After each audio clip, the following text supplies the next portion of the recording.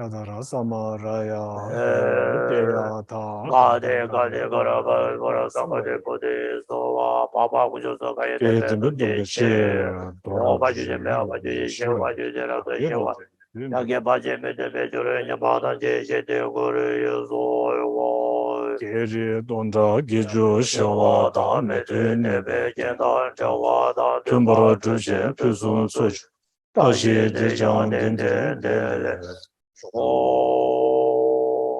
Yede Guje Jejo De Tujin De Ba Demba Lam Je Ne Ba Da Ne Gu Ba Du Ma Ye Gu Ba Chen Bu De Ba La Chin Ne Je Nye Ve Da Ve De Sang De Shin Do Nye Ga De Jin Nye Se Ngu Do Nye Bo Len Be Lo Chin Je Me Ba Je Wa Chin So Yo Wa Ji Ye Shu Bo Yo Do Ji Be Je Wa Zhen Ba Dan Xi Wei Ji So Ru Dan Ka Na Len Zhe Ji Xian Da Ba Le Nye Ba Den Bo Nye Ne Je Bie Ta Xian Ta Wa Na Je Bo Wa Dan Je So Ta Da Zhu Ba Ta Do Ba Dan Den Ba La Jin Jie Lo Ba Ji Be Ma Wa Dong Wei Gu Ji Yi De Be Ro Si Be Ben So Yi Ni Me Rin Ne Ta Be Tenye Chenpo Jewa Shenje Lo Tamba Samba Diye Tamba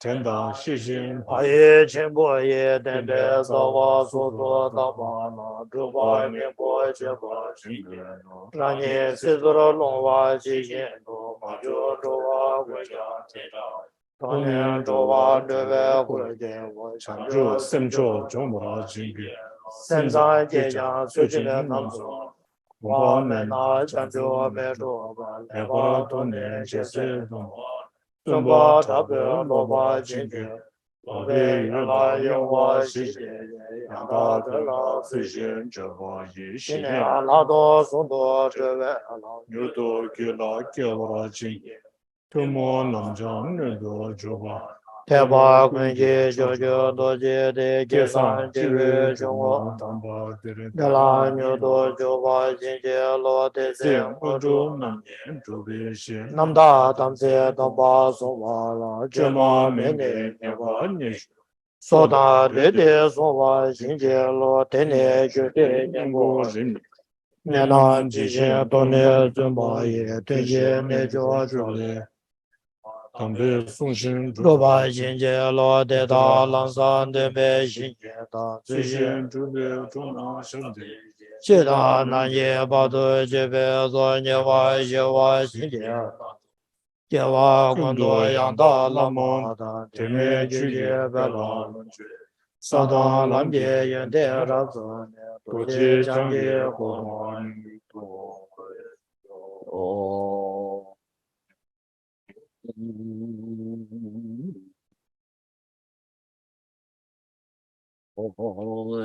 sa xie be ye zhuo xie me du zhang ma re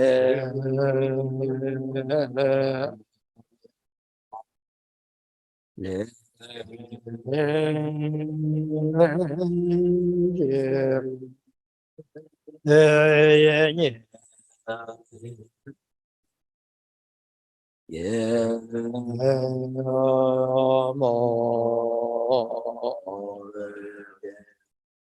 sa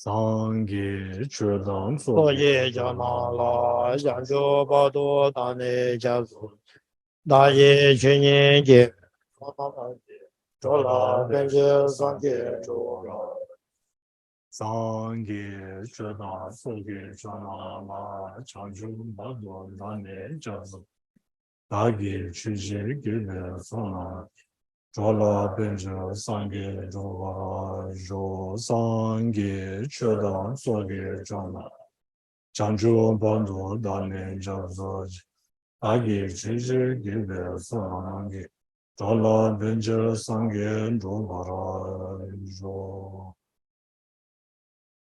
마을 심지엔 담제게 된도 노자나나 바얀다 보조베 상계게 고방주마 지진에 전도 벌자 이체도 담배 주주무 지세년 백규론 장주게 센세다데 센바라쇼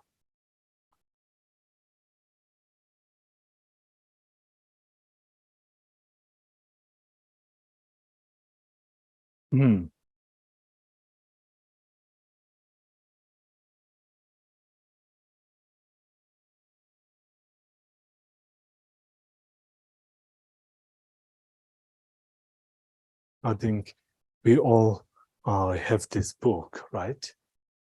By Lati Rinpoche.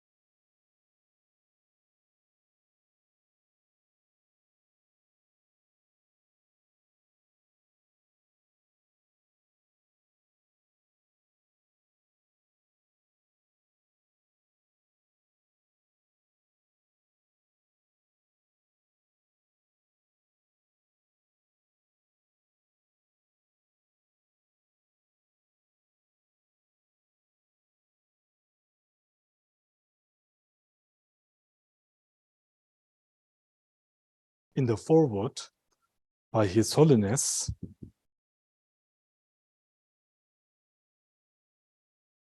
a person dies within a virtuous, non-virtuous, or neutral mind.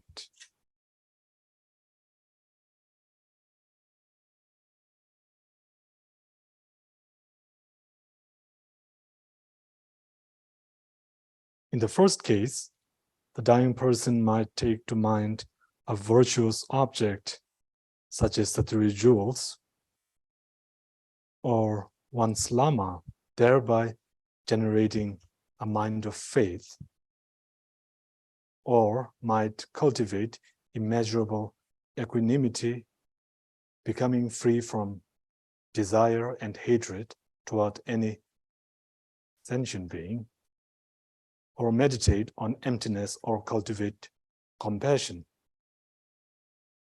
This can be done either through one's own remembering to do such, or through others' urging. If such attitudes are cultivated at the point of death, one dies within a virtuous mind, through which one's rebirth is improved. It is good to die in this way.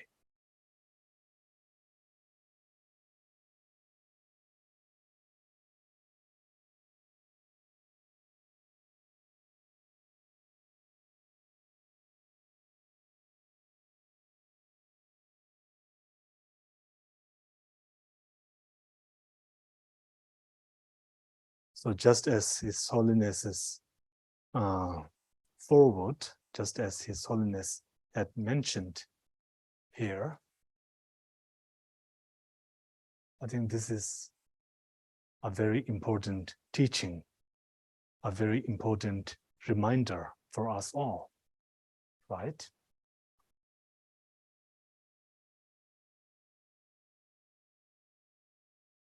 How our state of mind might be in the process of clear light manifesting, that is very dependent on our current mental state, right? So to begin with, virtuous thoughts, virtuous mind, right? Virtuous mind.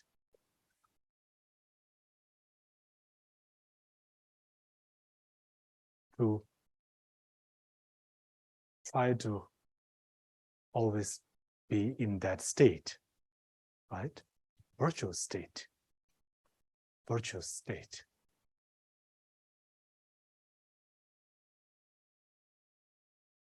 No matter what situation we are in, no matter how the other person looks at us or treats us, how others might react. From our side, the least we can do is to be in a state of virtue state, right? This part, this aspect, then we have more control. We cannot control the mind of others as we can control our minds. So to point the mind towards virtuous dharma, right? To point the mind towards dharma.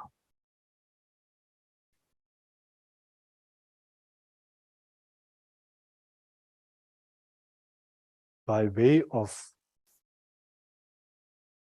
this process itself is a form of meditation, right? to always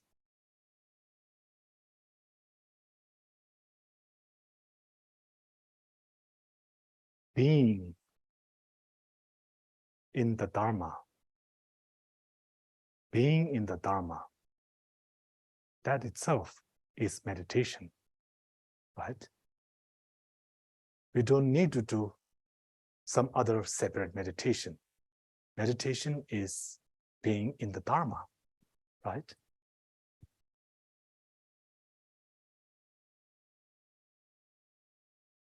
That is meditation.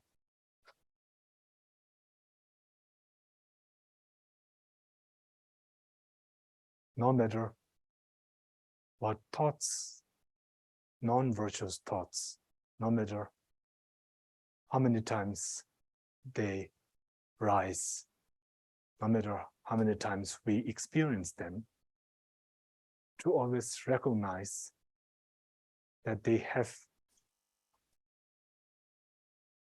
a reason, that we are experiencing them, to be aware, you know. This is, I think, very helpful, that awareness. And then with awareness, then being back in Dharma, with awareness, being back in Dharma, no matter the distractions. Do not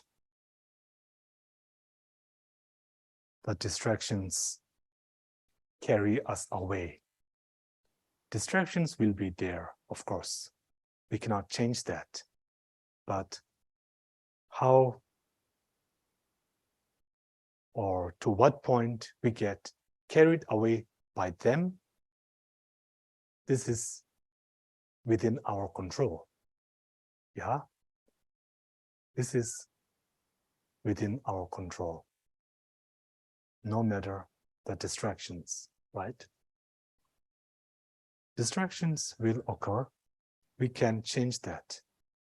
But it is how you see the so-called distractions, how you relate to them. This is entirely in your hands, entirely in our hands, right? Entirely.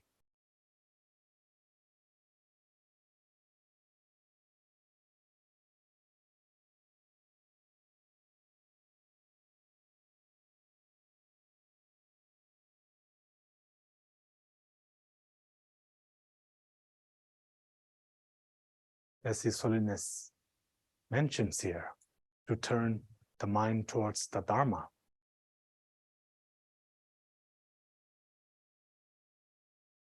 In Dharma.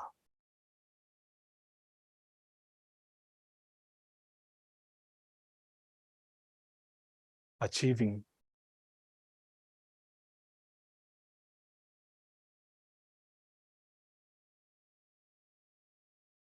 the state of Buddha, of course, in order to benefit others. This is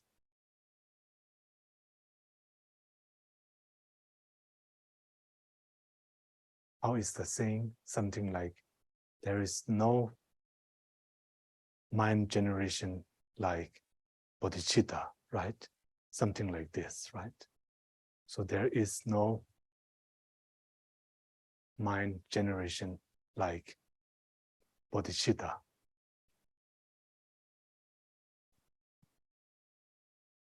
And with bodhicitta,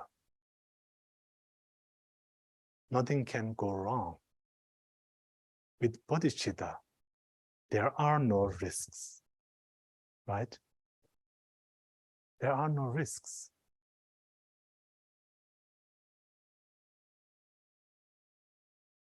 It's not complicated.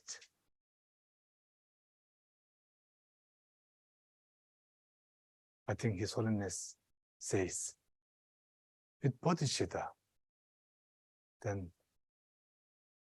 there's no possibility to have an argument over bodhicitta, right? I think something like that His Holiness says.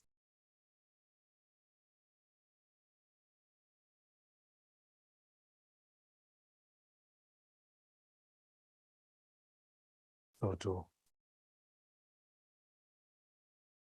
being in the Dharma, being in the state of bodhicitta,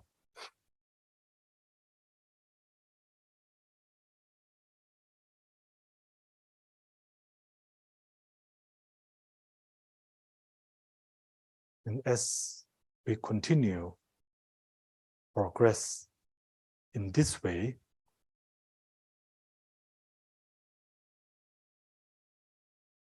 it becomes spontaneous, right?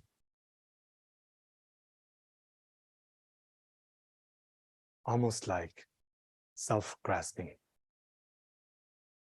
almost like self-grasping, self-cherishing, spontaneously arising.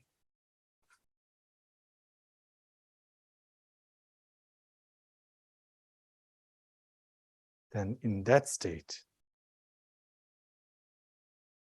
as clear light approaches, manifests,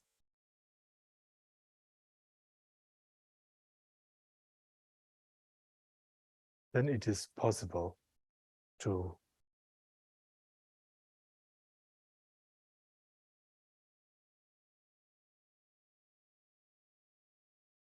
have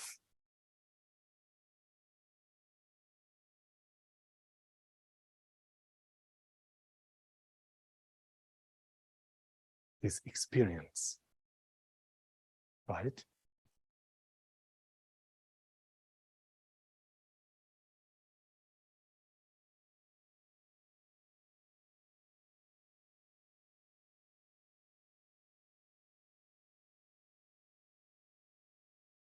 As the text states that the actual turning the three basic kayas into the path occurs only in the completion stage. Yet, in the stage before that, then to meditate the path that accords with that transformation, right? To meditate on the path that accords with the result, with the three kayas.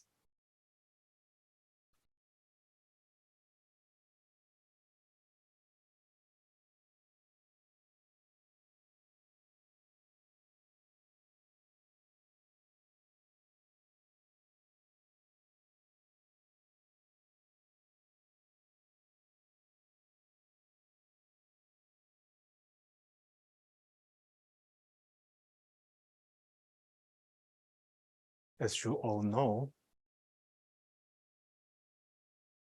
whenever His Holiness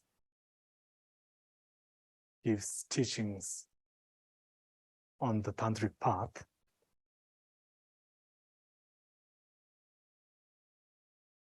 when His Holiness explains mantra, something like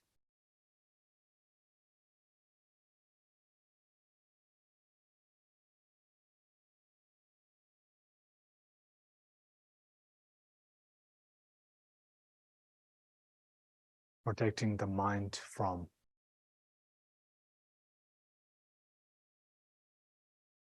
ordinary appearance and grasping. 껴봤으면, 껴봐. 이 껴봐.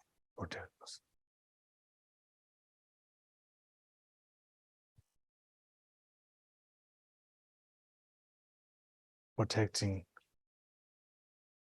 from ordinary appearance and grasping, right? And this protection is by way of transforming the ordinary appearance and perception into the deity appearance and grasping. In the initial stages, and the deity is simply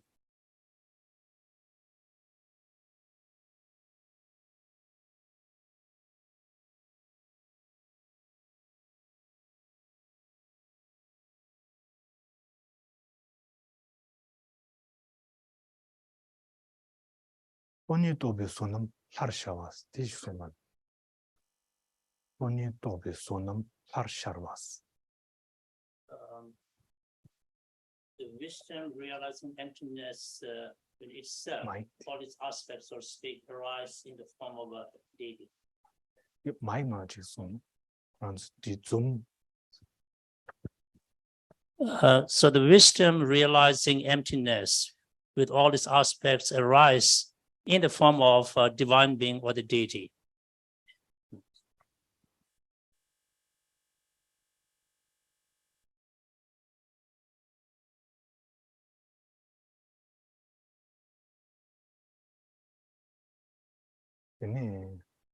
Nyamur toni tone nangcha harsharvas.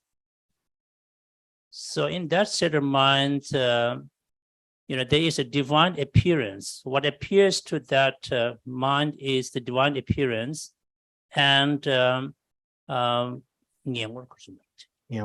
toni nyene.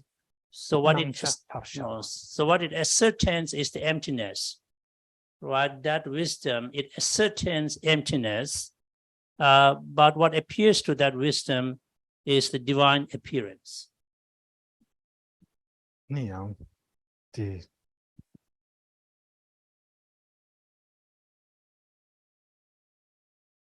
nyeba toni la tangne sonam harshawa. That do res. Nyeba toni la tangne sonam harsharvas.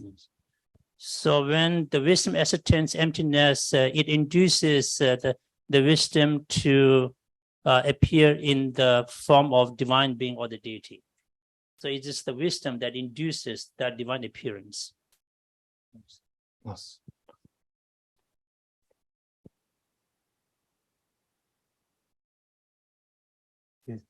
Kana.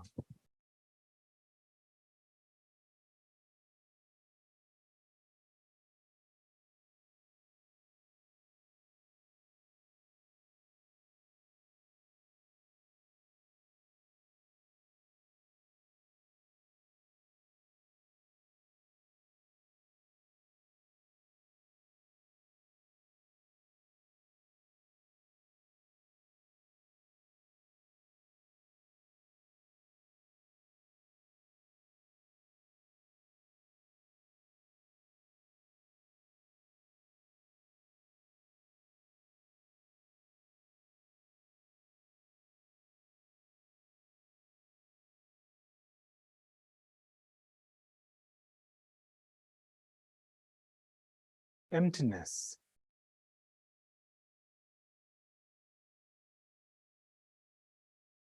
No matter how much we study emptiness, no matter how much we read about emptiness, each of us, we understand emptiness in different ways, right? Even though we may be using same words, but for each of us, I think we understand it differently, right?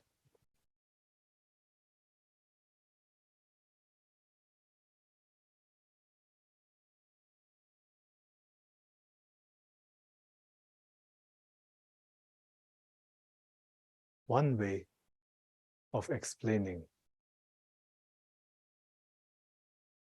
I think as His Holiness explains, it's very simple and helpful how if we using all the labels, right? That if we investigate further where this object is, we can't find it, right? And we should simply just leave it at that. But if we try to search for it, we don't find that, right? So this His Holiness's explanation is very helpful.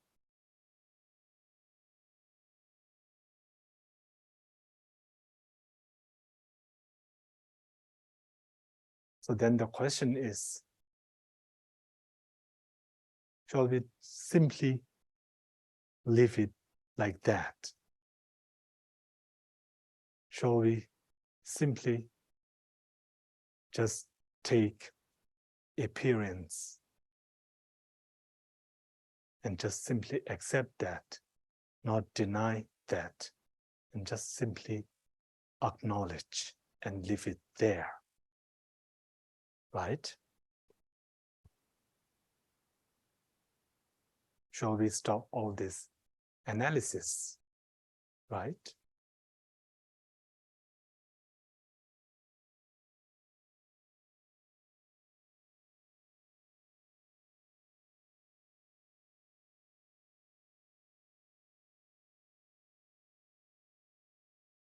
That's one way.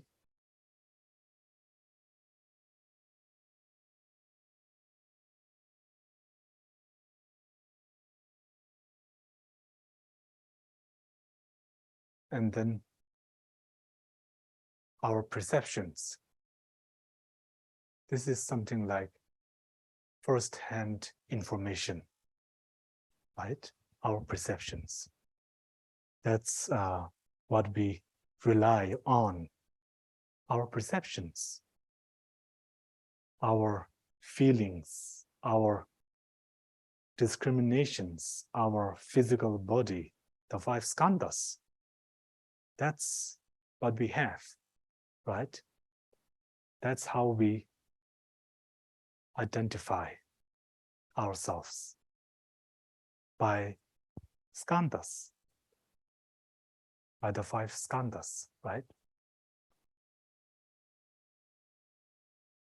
As it says, something like the basis for imputing self, right? The base of imputing oneself. The five skandhas.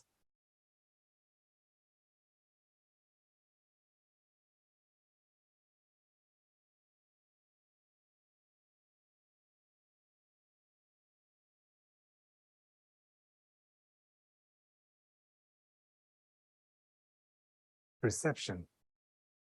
All our perception, they are erroneous. Nothing exists as per our perceptions. Nothing. Nothing exists as we perceive them, as we perceive it, right? Nothing exists per our perceptions, per our discriminations, per our feelings. As we experience them, nothing exists according to our experiences.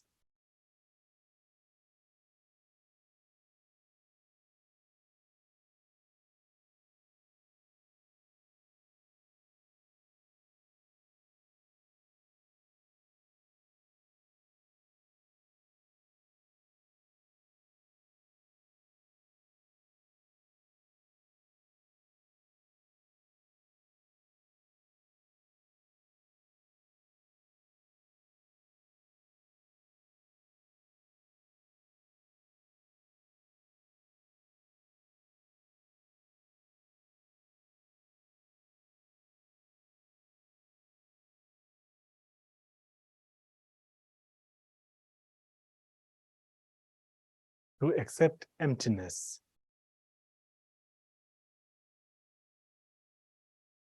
By accepting emptiness, it is very helpful in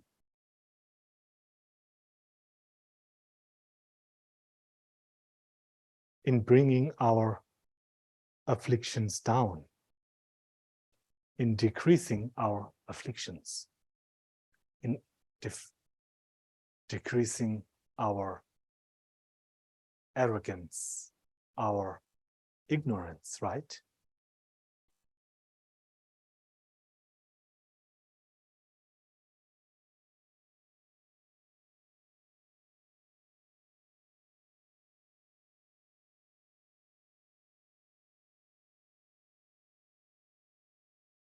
In the Heart Sutra, in emptiness, no form,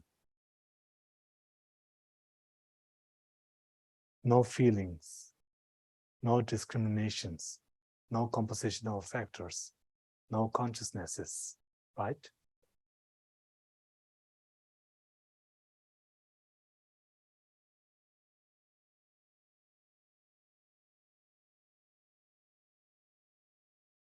So, emptiness.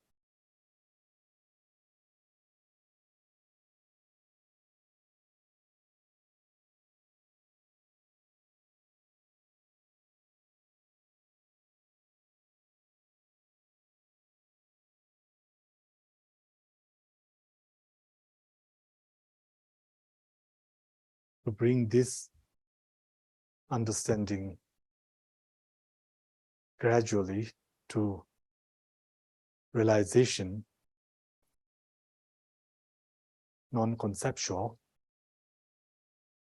and then to bring that into fully enlightened state, is possible only by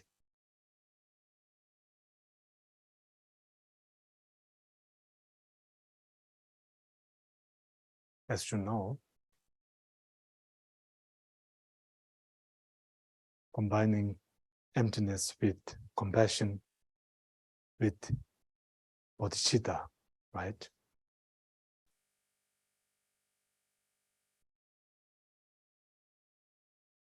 And also for compassion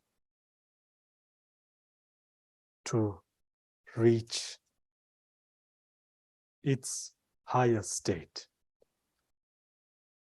fully enlightened state, is only possible by combining it with emptiness, likewise.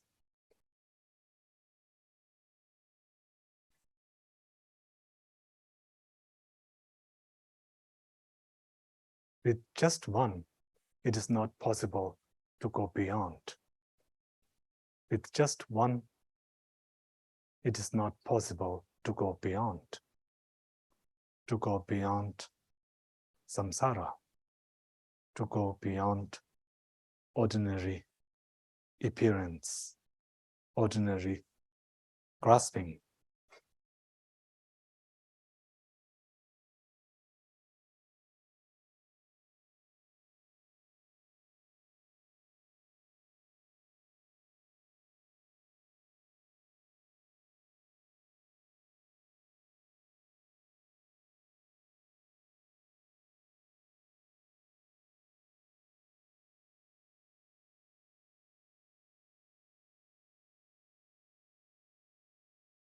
Even though it sounds like simply combining these two, and then when we say not only combining, not simply combining, but also inseparable, practicing the method and the wisdom inseparably, right?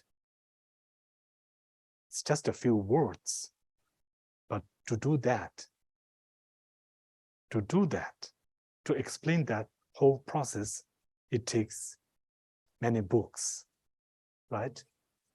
to explain how that process happens, then we would need many books.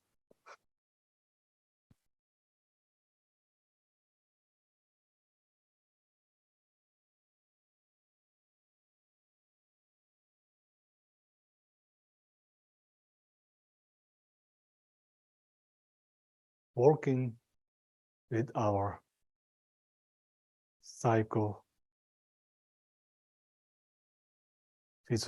physiological nature state is what makes this path so potent, so powerful, right? Because we are now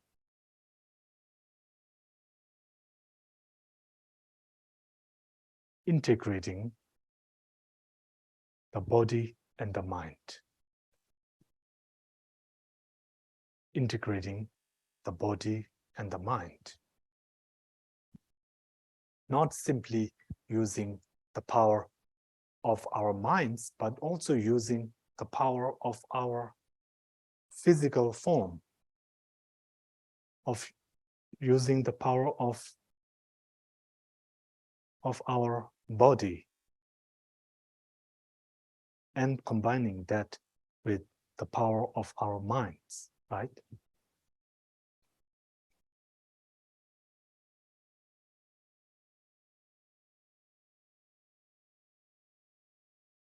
And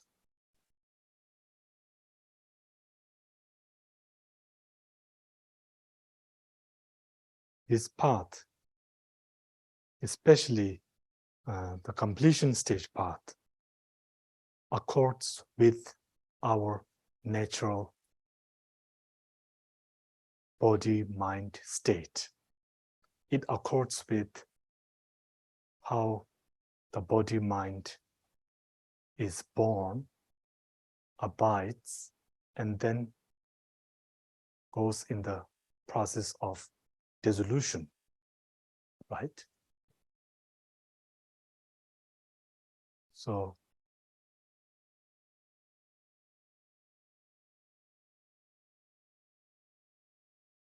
in accordance with how the body-mind exists,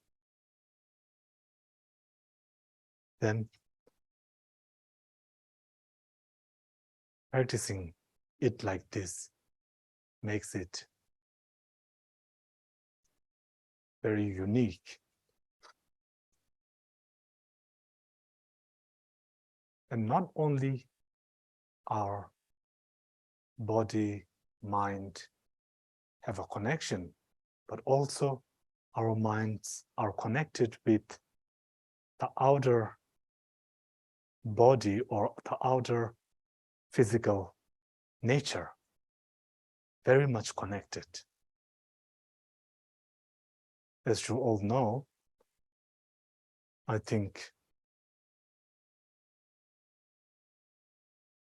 isn't it explained that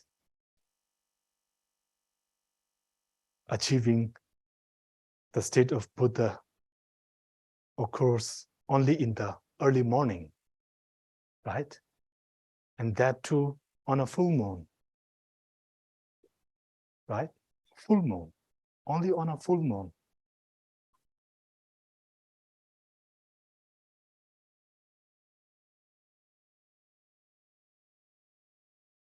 So there is this connection with the environment and with the inhabitant, right? There is a strong connection there. We cannot become enlightened, independent of the environment we live in. We cannot become enlightened independently from the environment. The environment affects our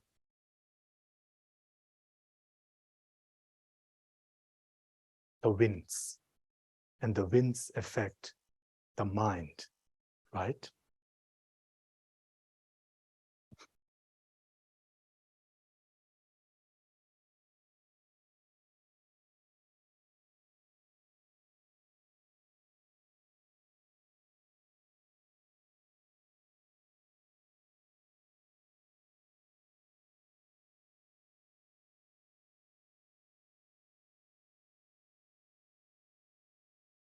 And even something like the hours also affect the winds, right?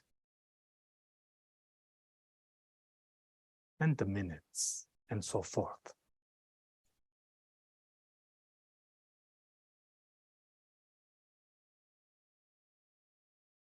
So this is why I think even at the non-tantric stage, as you know, there are many sutras, commentaries, advising not to be sleeping early morning, right? So early morning, it is significant. It is significant. So if with some training and with something like timing, if we can time, then I think there's a really unique quality with the time of our practice, the time of our practice, the timing of our practice.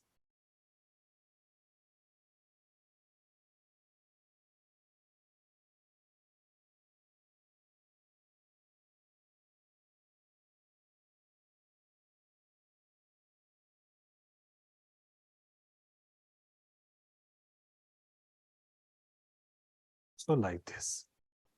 Okay. So I think now I will stop. And yes.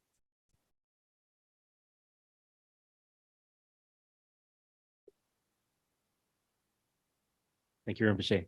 I have two questions. First, how early in the morning are you referring to?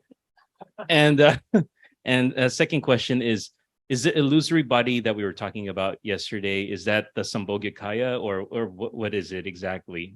What does it look like?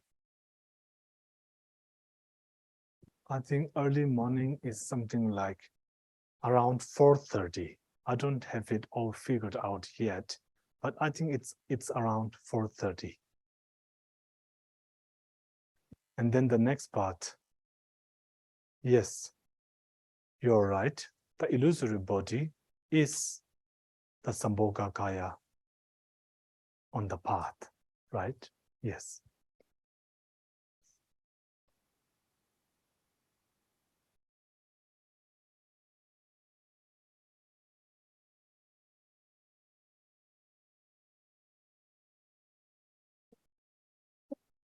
Rinpoche, so at 4:30, and I know some people wake up at 3, but let's say 4:30, are we then practicing, or are we starting our day, or what do you recommend?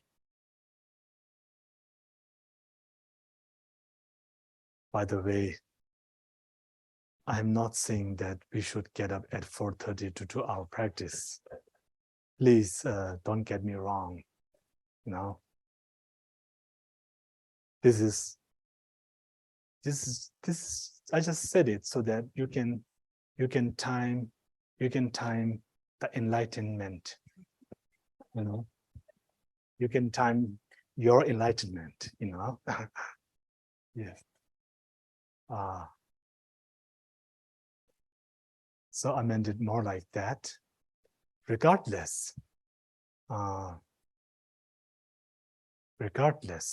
I think if don't we have something like a morning person, something like that, right? So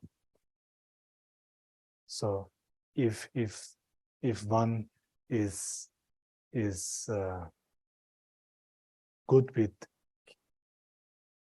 waking up around 4, then of course I think this is very good, you know, very good. And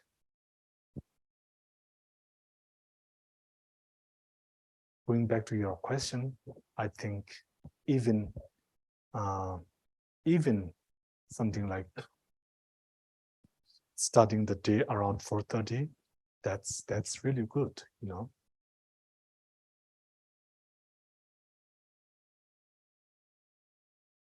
남기 차도 남기 참여는 미니 와서죠.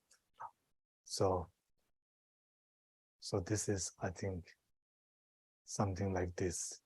Also, even also mentioned in the non-tantric, you know, to not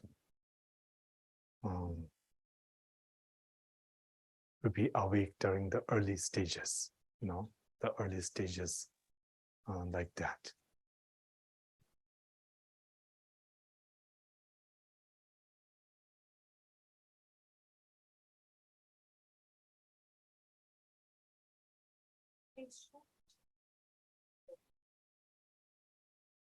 I think the mic, please.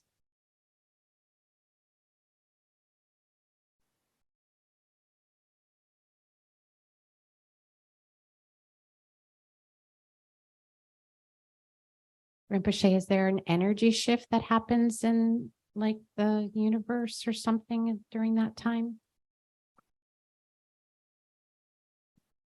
I think so. I think so. But then this thing just came up in my mind. Then we have to be, I think, mindful of like the hemisphere and those areas, right? Because right now, I think we are thinking like in the context of like India, and then also like around Bodh Gaya, like along that line, right? So in South India, I don't know how that might be, right? So something like, I think also, isn't it in very, what is it, like Northern Europe, where the sun doesn't set for 6 months, and then it's like dark for 6 months. So in those places, then I think, I don't know how one is going to apply that, right? Because obviously, right? But having said that, I think early morning, His Holiness, I think, once mentioned, if we look at like the birds, you know, they go to sleep like very early, and then very early they are up, right? So I think there's something about rising early enough so that when you are fully awake, then to seeing like the dawn, you know, right? Dawning. I think there's some special quality in that, witnessing that, you know, witnessing from going in this like state, like dark state, and then witnessing that lighting up. It somehow, it goes with this enlightening, you know, with this enlightening process, right? It's almost like they go together, right? That enlightening process, somehow it accords with this enlightening, like external enlightening, right?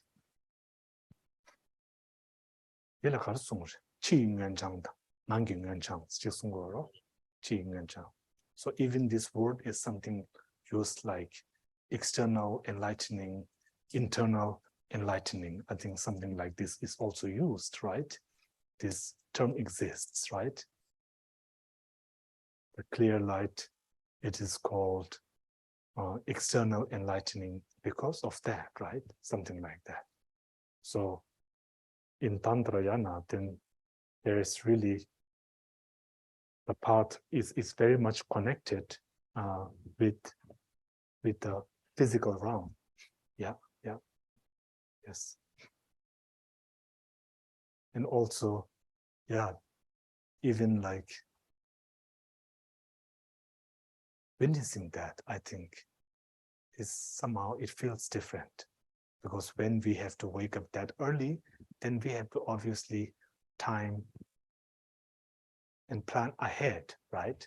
And then have like enough moments of sleep. So we make sure to do that. And then at that time when we wake up, because now we got enough sleep, it is not so, it feels much easier, right? It is like, I can tell this from experience. This part I can. Yeah.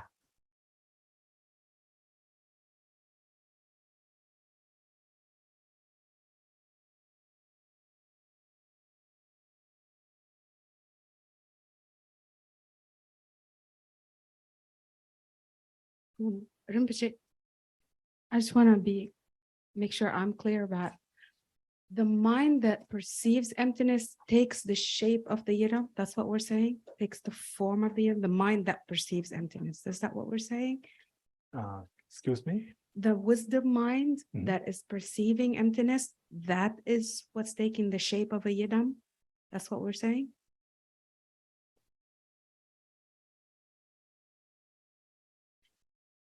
To our minds. To our yes. mind. Yes. So what mind is seeing that? Clearly not when it was in that state, but maybe on this state, that's what we're kind of projecting that it would look like. Mhm.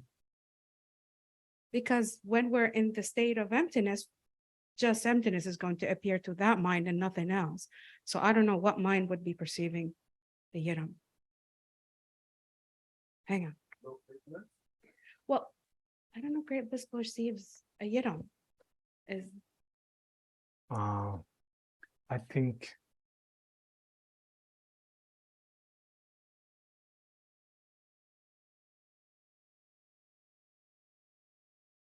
there is a term in Rinpoche's exposition on the mantra.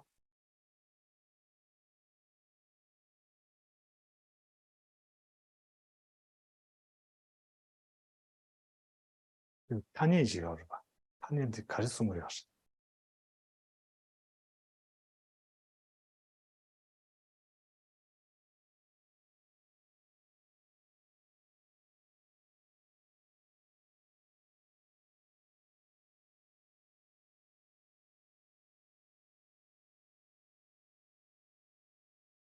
낭동열매.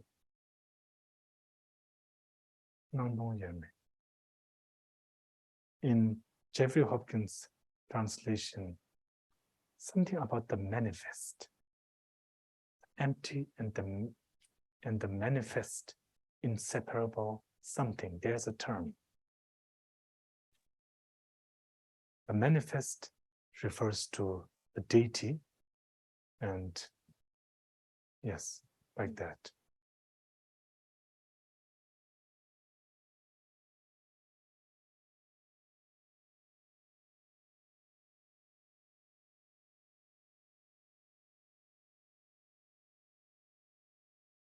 In practice, it is like the deity arising out of emptiness, right? The deity arising from emptiness. And then one part of the mind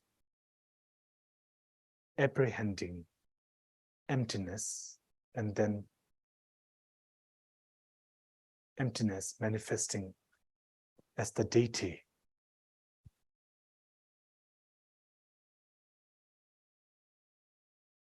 This itself, it's not like, as you had mentioned before. Yeah. It is, I don't think it is freezing emptiness in time and then looking back at emptiness and then trying to see that as the deity. It is not like that, but it is in real time, right? Mhm. Apprehending emptiness, and then at the same time, emptiness manifesting as the deity. So the emptiness manifests as a deity, not the mind apprehending emptiness manifests as a deity. Or are they inseparable? That's what we're saying. They're both. They're inseparable. Yes.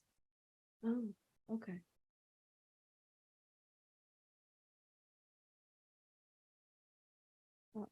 Maybe Well- you could help me Oh, okay. And then there's the thing. for clarification.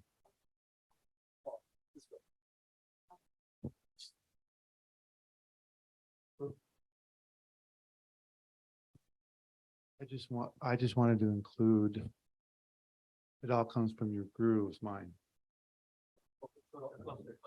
It all generates from your guru's mind. So I think you have to tap into that when you do Tantra. It's inseparable. Your mind, your guru's mind, and the deity. Yes. Yes.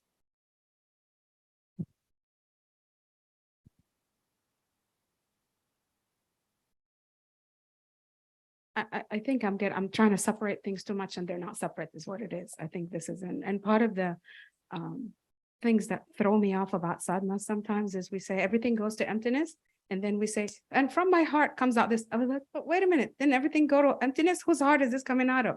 So this is the kind of stuff I think about. So emptiness, so it's not like emptiness meaning there's nothing. Here, I think emptiness is, remember a few days back, we were talking about table and how it is not so easy to differentiate between, yes. So emptiness, as soon as this word comes up, then to this emptiness, this table, which to my mind, I cannot separate it from inherent table. That inherent table is no more. It's in there. So this is, I think, the meaning of everything is empty. So now we're looking at conventional reality, but on a subtle level, because now we're dealing with yidams and but it is conventional nonetheless. Still, the emphasis is on the emptiness part, Got it. not on the merely labeled phenomena. Okay. So even though emptiness is what makes merely labeled phenomena possible, when we meditate on emptiness itself, then emptiness, we just stop at emptiness and not direct the mind towards what is left in this empty state. Yeah.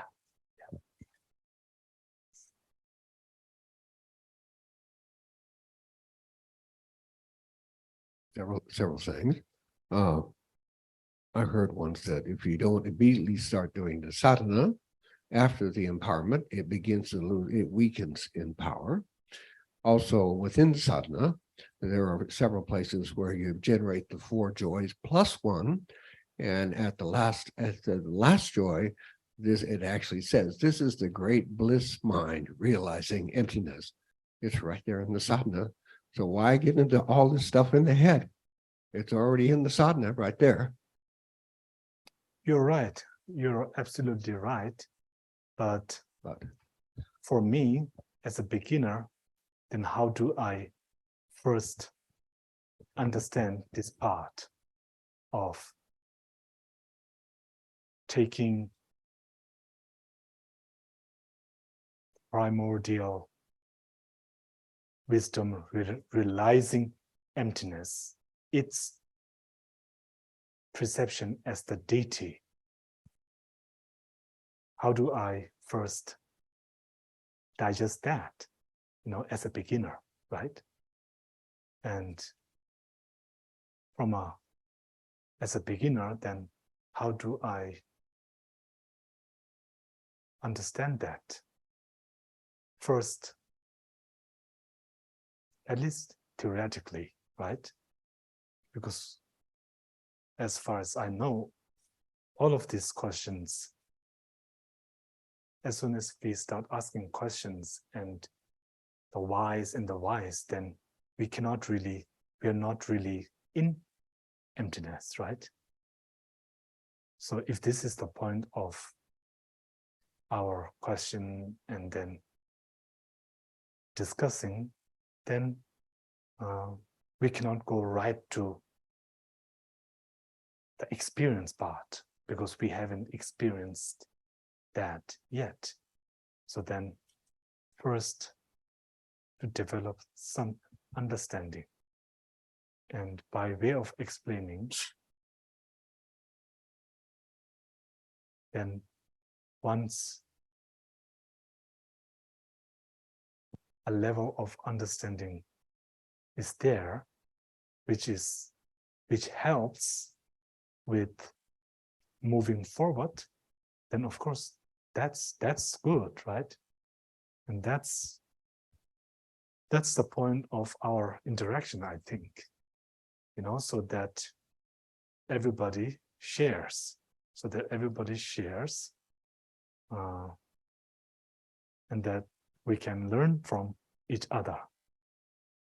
Yeah, I think this is very important, very important. And everything you say is so beneficial. Everything you say. Even if I ask a question, something like, hypothetically, what is the name of that object there? And then one person here says, everything is empty. That's also very helpful, even though that really doesn't answer that particular question, but you are answering one of my questions, right? So anything you say, anything, it doesn't matter what you say, but it is all helpful, right? Your questions, your answers, your sharings, whatever you say, it's always helpful. And that is the point. It brings benefit. It brings benefit, and it adds, I think, it brings joy, because each of us, we are taking this seriously. We may be approaching from different places, but so what?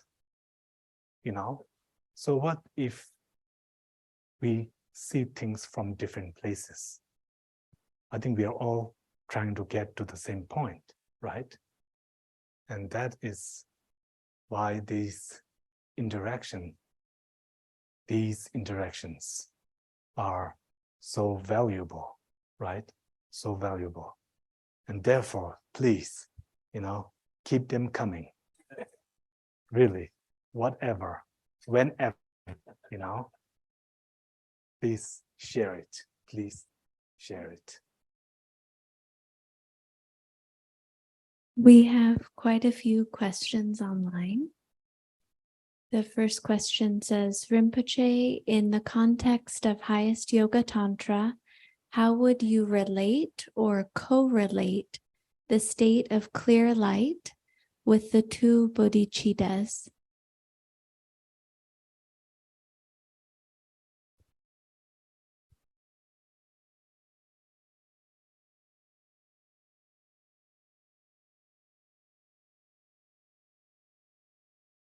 Without the two bodhicittas, then there is no the Anuttara Yoga Tantric clear light, right? I think this is the connection.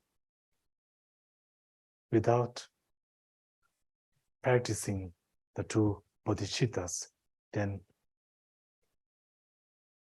one cannot practice the Anuttara Yoga Tantric clear light.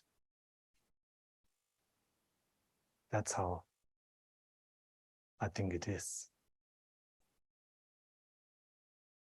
And without the Anu Yoga Tantric practice, then the two bodhicittas cannot develop into full enlightened state, right?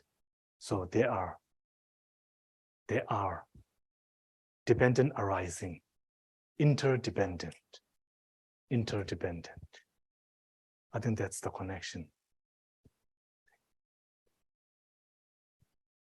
Yesterday, you began by introducing the topic as transforming the three basic kayas into the three resultant kayas. Again, for a highest yoga practitioner, could you kindly give an outline for us of this transformation?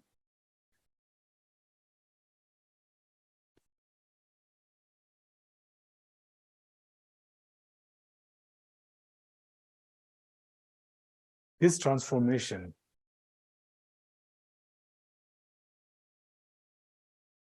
in essence, it is instead of these three natural basic states, then the three kayas occur, manifest in place of these three basic kayas. That is the point, right? So instead of death arising, then emptiness, dharmakaya. Instead of the intermediate state arising, then sambhogakaya arising. And instead of rebirth, then nirmanakaya rising. So this is simply that. And how that transformation takes place is by way of the completion stage practices, right?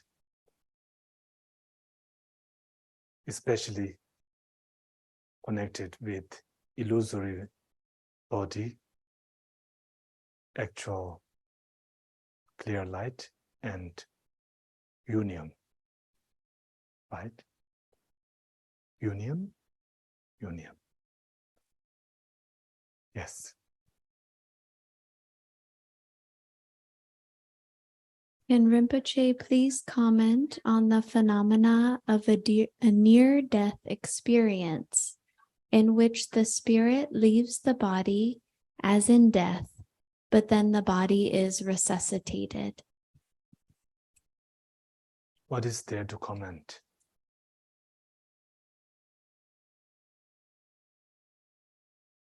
I think this is quite a phenomenon. Anzu, nima, kinzurumuji gen chamba ishila di delo rebe se senyue. Nima de konyunge.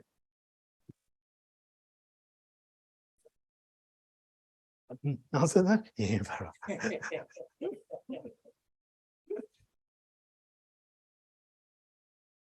yes. It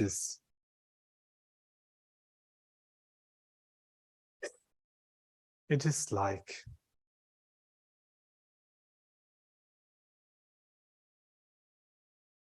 going through much of the dissolution,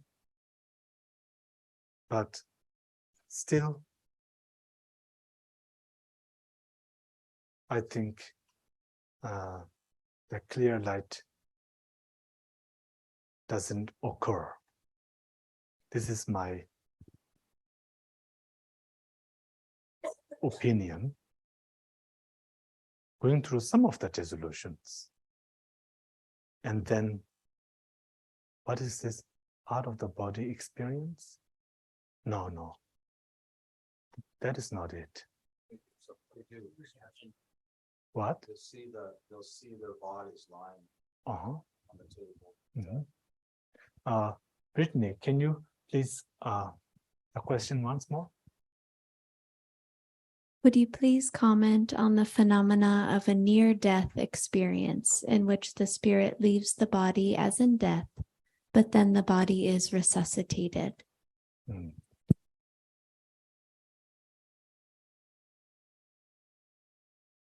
So for this is, I think, very something like a medical condition. It could be connected with that, no? How about like comatose? That is connected with medical, it's not a medical condition. Okay, again, not.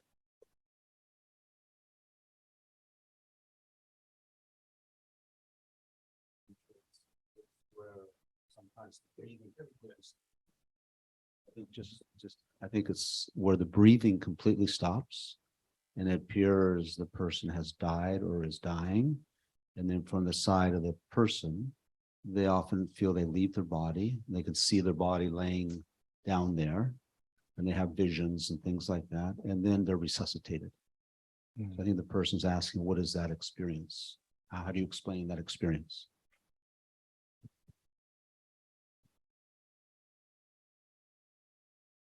I think, so then like before, going through some of the dissolution stages. So the coarse breathing, that has stopped, right? And this is, I think, similar to the sleep yoga, right? Sleep yoga, how during sleep, then something like Sambhogakaya, the sleep body emerges and then goes and travels and then goes back to the old skanda, right? And also, I heard stories of in Tibet, this person during sleep, right? And then the person goes and then walks and then travels all of these places that the person has never traveled and then comes back, and then remembers everything the next morning that last night I went there, but then it was not possible. The body was here the whole night.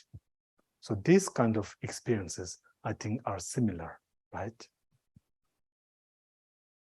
The point is, it is not, obviously, it is not the death clear light.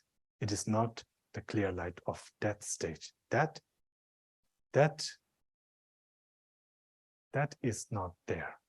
So it is before that, right? It is before that. So I am thinking something like the gross winds stopping, but still some of these 80 conceptions still are there. That's why they can remember, right? Because without the 80 conceptual thoughts, then I think it would be difficult to recall, because in the minds of the four empty states, then there aren't many different kind of perceptions, right? Except for the whitish and the reddish, and then is it something like the foggish, those kind of perception, right? So then I think it is like this. So the coarse winds stopping. So some of the elements already have dissolved, and then just before the dissolution of the 80 conceptions, in that state, then something like the mind leaving the body, right? But because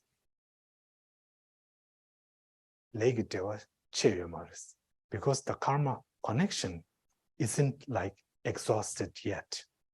The karma connection is still there, right? The karma connection still hasn't, the karma of that life is not exhausted yet, right? Something like this, I think. Yes.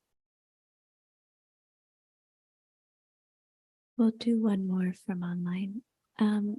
Is there any benefit in the timing of late night practice before we sleep, particularly for the Vajrayogini sadhana?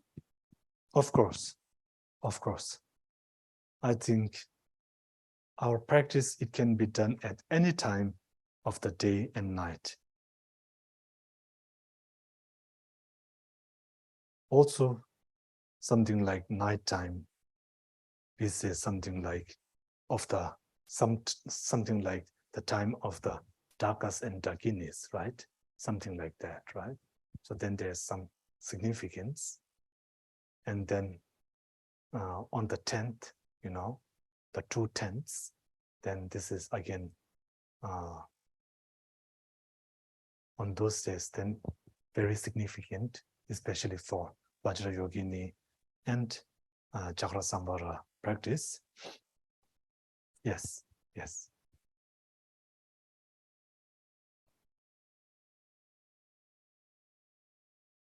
Thank you. So from my learning back to time, the time concept, which may be common knowledge in here, I don't know, is that each of the 12 main meridians has a 2-hour time block throughout the day, depending on sun time, and that 3 to 5 a.m. window is for inspiration, and then following that is expiration. So in line with trying to keep channels clear and things like that. So my question there for you is, what practice would you recommend to any of us basic people, or maybe you have a practice for clearing channels?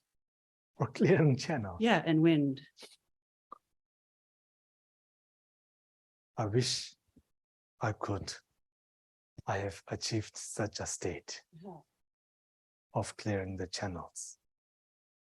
It reminds me of this story someone said before. You know, some of the monks, we take snuff, you know, through the nose. It's quite popular. I mean, it used to be, but now that trend is now decreasing. And then some people were saying, oh, you should not take snuff because that blocks the central channel. So then this one person said, how is that possible? When even the wind is not entering the central channel, how can snuff enter the central channel?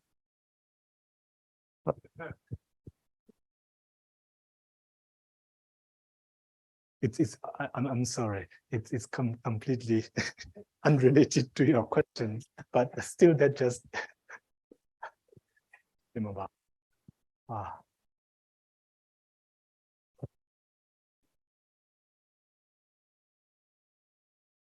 I don't know. I think exercise, right? Posture like that, and also diet, I think very much connected with our channels, no doubt. So diet and physical exercise and posture.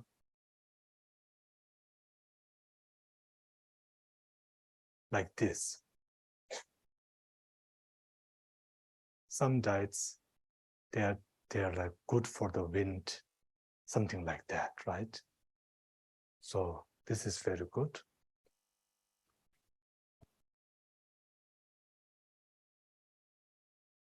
meditation is also very good. To always these completion stage practices, very important to learn from experienced teachers, or reading manuals,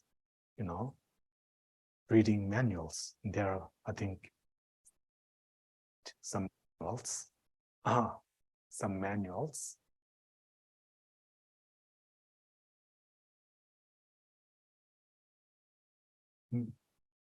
Making this kind of changes to the channels, one carefully there could give rise to the wind, right? And then problems could arise, right? With the winds rising and not sort of being regulated. So I think like this. Thank you. Can I ask another question? Yes. So early on, you had said that we are quick learners, which is great. Mhm. However, at times we can learn incorrectly, Mhm. which is not. Unlearning is much harder than learning.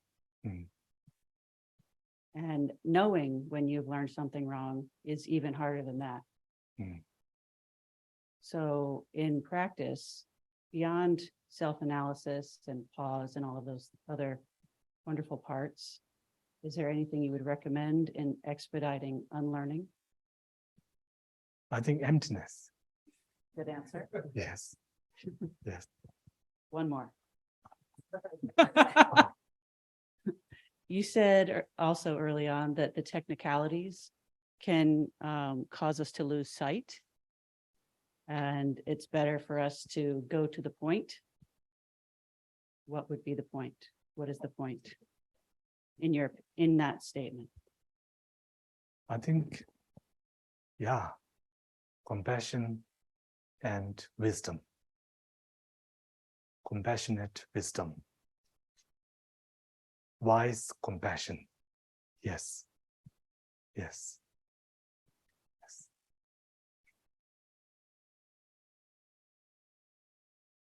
Rinpoche, in the Chinese medicine system, the circadian rhythm is like every 2 hours. So monks in Korea, they get up at 3 o'clock because the winds start traversing the lung energy.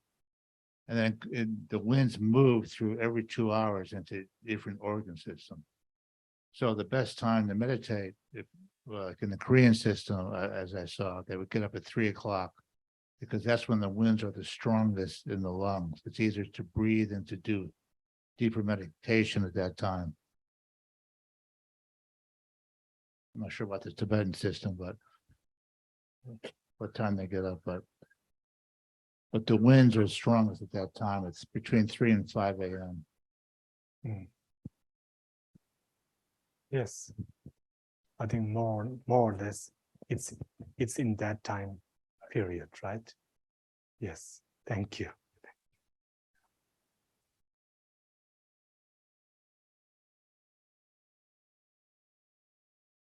Back to the near-death experience, there's several other aspects of that which are interesting. One of them being that people feel that they're going towards the white light or into a tunnel towards a white light. And another one being that they often encounter beings, some often ancestors, or people they know, or their grandmother, or some other kind of powerful being like an angel or some kind of guide.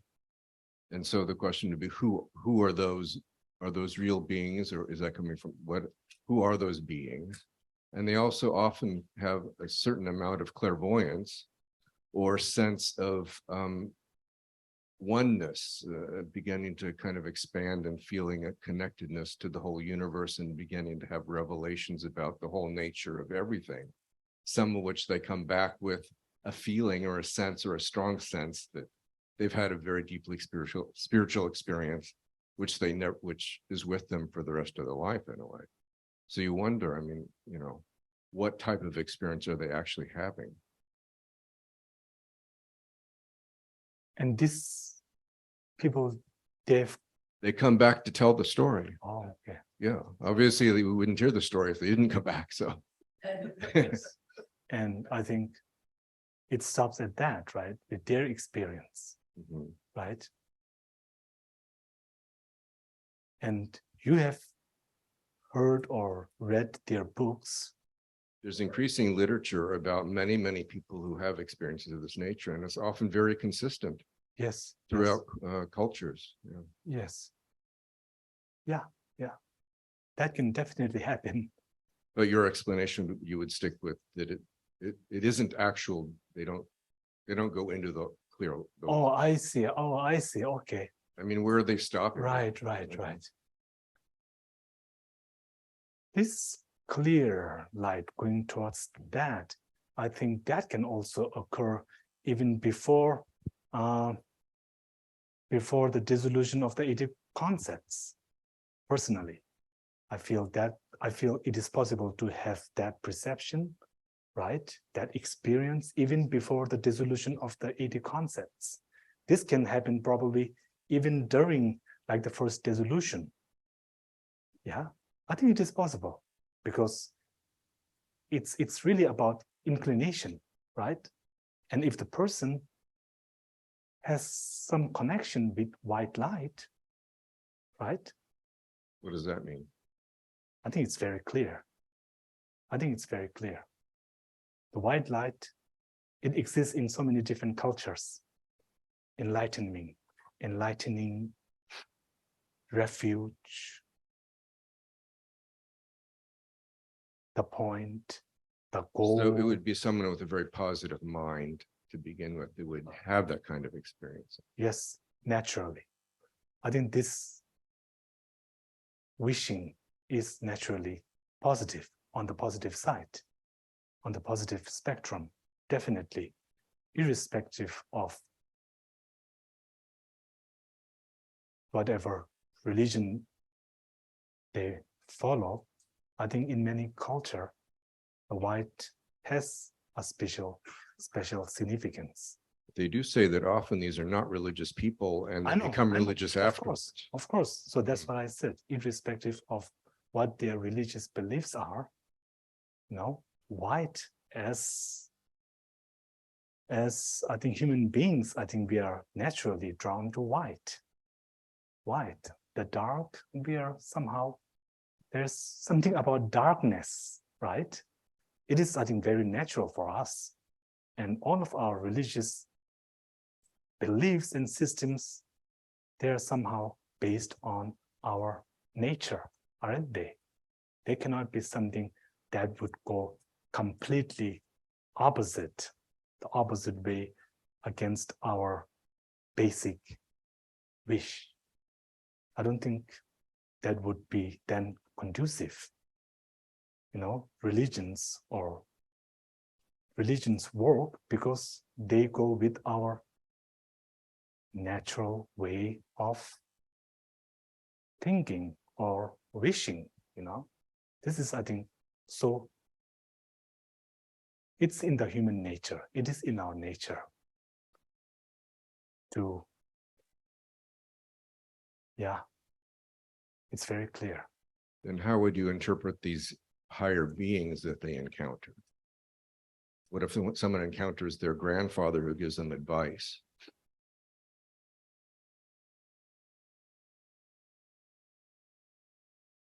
This could be related. This is very complicated. We cannot, to really give an answer to that, we have to really delve into the history of that person, of the person's relationships with the people, that they encountered. We would really have to do like a background. What is it called? Background check.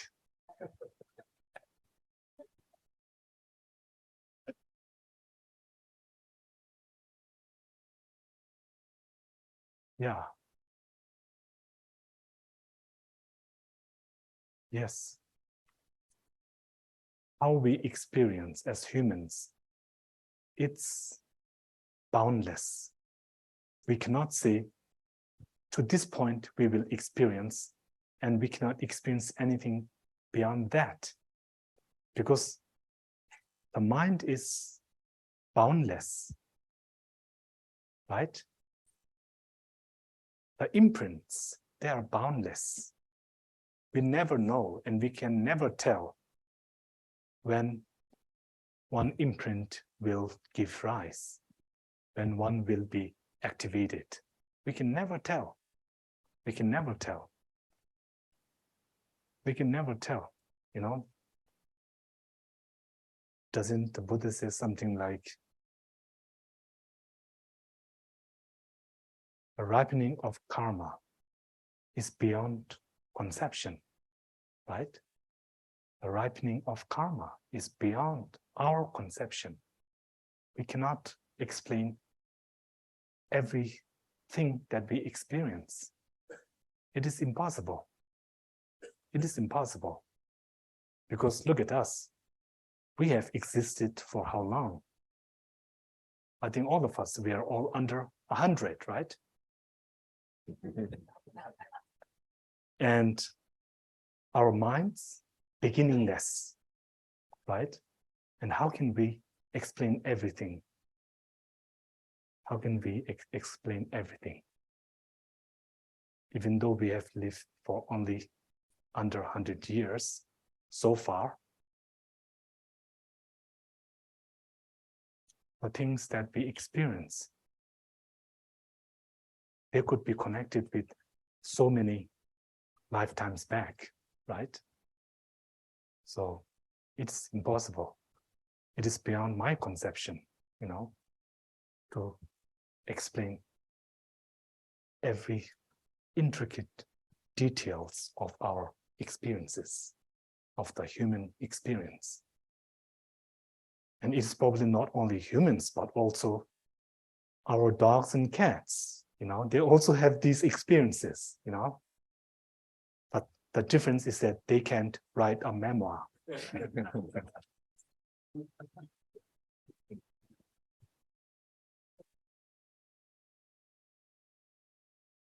So really, mind.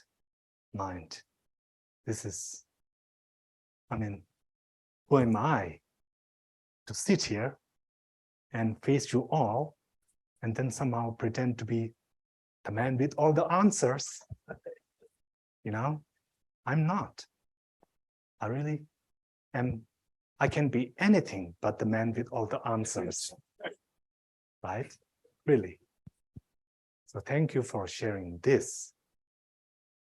But I cannot say, this is like this is that, that's why it happened, you know. I cannot go into the details because those details are simply beyond me. Simply, it's like that, right? So that's I think a beautiful experience. Thank you for sharing that. I have a second question. Oh, please. Now that you've given us these initiations and empowerments, how much permission do we have now to study texts related to Tantra, root Tantras, commentaries? Because I ran across online what I think was Pabanka Rinpoche's quick path to great bliss. And it's got a very dire warning on it, which says it's not enough to have had highest yoga Tantra initiation. It's not enough to have received Vajrayogini blessing. You have to receive also profound instruction in the 2 stages. And I don't know if I have profound instruction in the 2 stages. Yes, just to even look true. at it. This is true that on the first page, there is that like fine print there.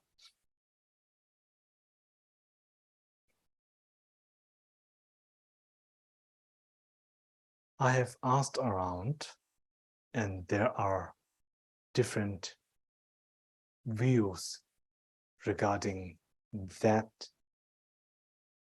what would you call that? On warning.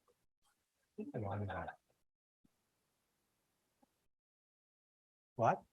Admonition? Admonition. Regarding that admonition, I've had some different explanations by teacher. So I would like to share that more in the future when we have more time, and hopefully when we can go more into the details, the finer points of the Vajrayogini practice. So would it be okay if I then share it when that time comes? At this point, what am I allowed to read about on? Can I read about the state? What are we allowed to read and what are we not?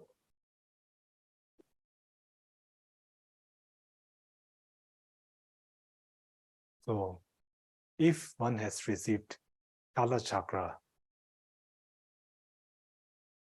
empowerment, then I think one is empowered to read the Kala Chakra Tantra. If one is empowered with Chakra Sambhara, then Chakra Sambhara Tantra. And yeah, same thing for Chakra Sambhara. If one is allowed to read the Chakra Sambhara root Tantra and practice like that, I don't see why one cannot read the Tantras on Vajrabharahi, right? The consort. So I think it's like that.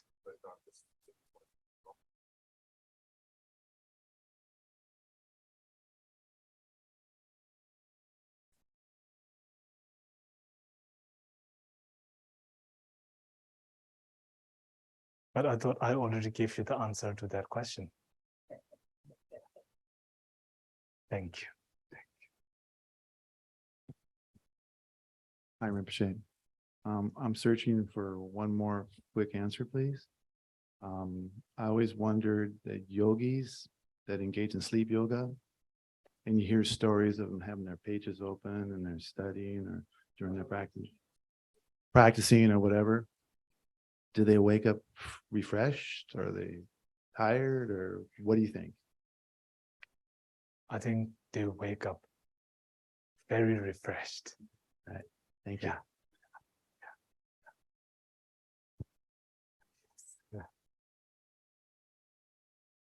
Rinpoche La, would you please explain Zhansong and Rongsong and how they are, and how both are important on the path to enlightenment?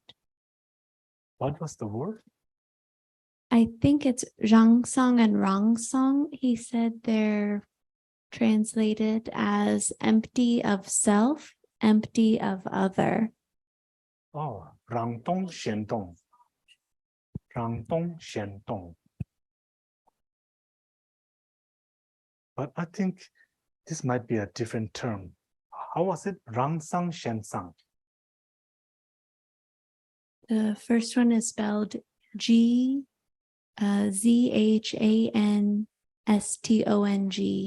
Oh, Rangdong. That's Xiandong. Zhangtong.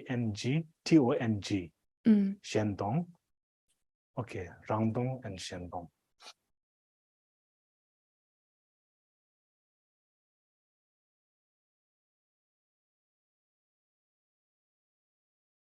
Rangdong and Xiandong, I think this has to do with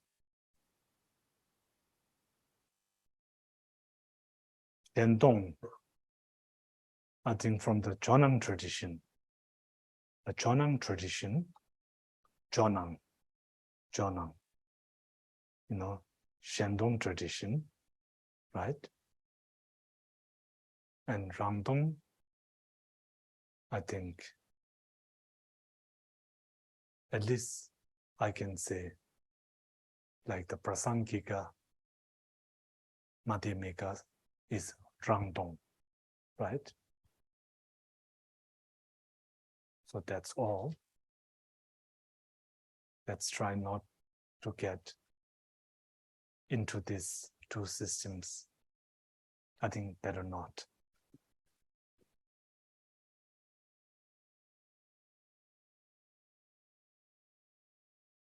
The next question, is there a correlation between the way our karma ripens and the affliction that had caused it? Excuse me? Is there a correlation between the way our karma ripens and the affliction that had caused it? Is there a correlation? Yes. Yes. So at least like in terms of quickly ripening, then with something like strong affliction gives maybe more swift ripenings, right? Like that, yes, yes. So this is like in general, but then to link each ripening to a specific karma, again, this is beyond me, right? I cannot say. All I can say is in a very generalized way. This I can say, right? But I cannot pinpoint and go to, this is that, you know. I can't point that karma, that action. This, of course, I can't. Yes. Rinpoche, this comes from her words, an elderly but still simple-minded person. Of course, I cannot even form a question about emptiness, but as a person who worked nights and missed the early morning practice, am I in trouble? I don't really believe that, but wonder about the place of merit in all this. I think I'm a real winner at gaining merit, but even better at squandering it. So,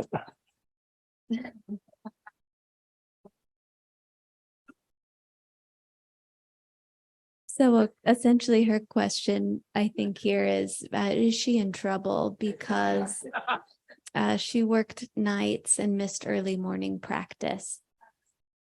Oh, absolutely not. Of course not. Of course not. As mentioned before, this is only for enlightening period, right? We were, I think, talking about that. Anytime to do your practice, there is no bad time. There is no bad time to do your practice. Such a thing, I think, has never existed, does not exist, and will never exist, right? A bad time to do one's practice. There is no such thing. I don't think so. So, of course, anytime you have to do practice, you know, compassion practice, and emptiness practice, no, anytime is good, of course. Yeah. How do we know who is our Yidam? Do we choose, or will it be given to us by our guru? And going back to the previous question, and I don't think you are better at squandering it. Not at all. Because you are dedicating, you know, your merits right? You're dedicating them with bodhicitta. So really, thank you. Thank you. Yes, then the next question, the one you were reading, sorry. How do we know who is our yidam? Do we choose or will it be given to us by our guru? I like the idea of choosing it ourselves. Yes.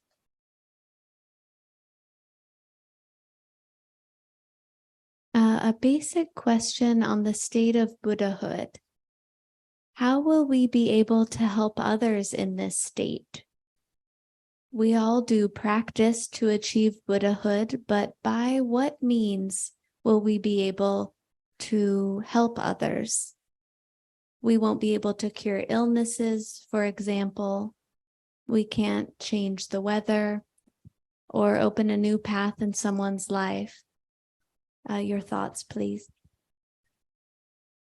As a Buddha, right? Yes. I think the Buddha, the state of Buddha as a means of benefiting others is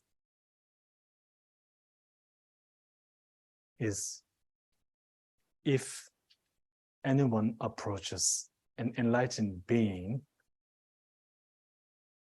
for help, then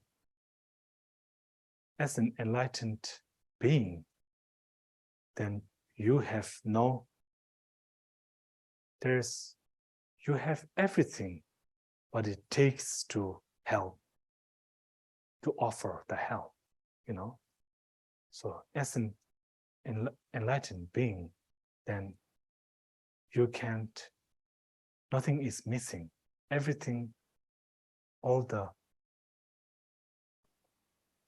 help you can provide, you already have that, right?